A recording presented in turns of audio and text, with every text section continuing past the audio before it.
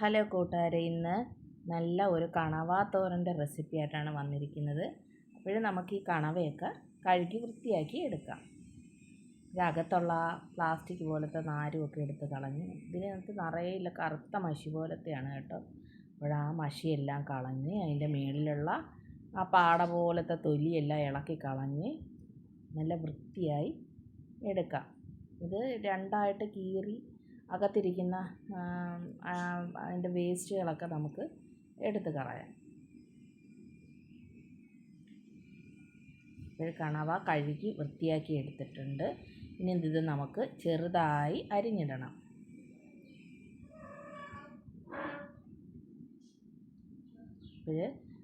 കണവ ചെറുതായി അരിഞ്ഞെടുത്തിട്ടുണ്ട്.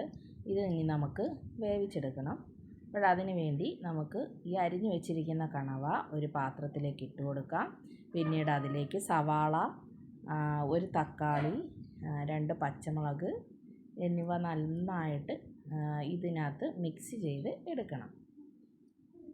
കുറച്ച് ഉപ്പും ഇട്ട് കൊടുക്കാം. നമുക്ക് ആവശ്യത്തിന് ഉപ്പ് നമുക്ക് അതിലേക്ക് ചേർത്ത് കൊടുക്കാം. അപ്പോൾ ഇത് വേവുന്ന സമയത്ത് ഈ കണവയ്ക്കകത്തൊക്കെ നല്ലതായിട്ട് ഉപ്പ് പിടിക്കും. കുറച്ച് വെള്ളവും കൂടെ നമുക്ക് ഒഴിച്ചു കൊടുക്കാം. ഇനി നമുക്ക് ഇത് അടുപ്പിൽ വെച്ച് വേവിക്കാം.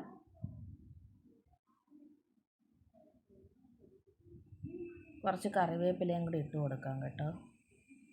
ഇനി ഇതിരുന്ന് വേവട്ടെ. അപ്പോഴത്തേനും നമുക്ക് ഇതിനുള്ള അരപ്പ് റെഡിയാക്കാം. 2-3 വെളുത്തുള്ളിയും ഇഞ്ചിയും കുറച്ച് തേങ്ങ, പിന്നെ അതിലേക്ക് കുറച്ച് മഞ്ഞൾപ്പൊടി, കുറച്ച്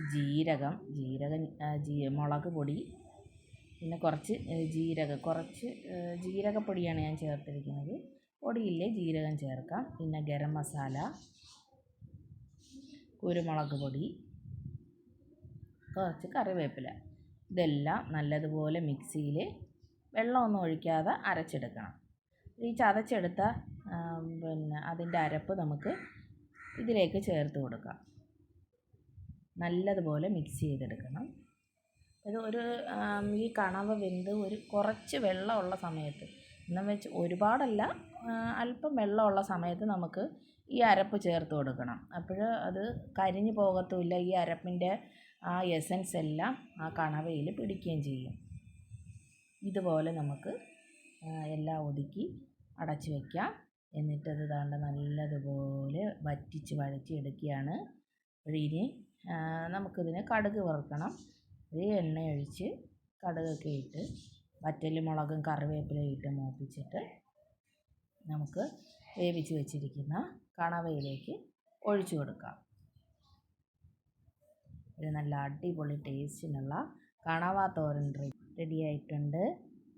ഇത്രയേ ഉള്ളൂ എൻ്റെ വീഡിയോ. എല്ലാവരും ഇതൊന്ന് ട്രൈ ചെയ്ത് നോക്കണം. നല്ല ടേസ്റ്റിയാണ്. Okay, by.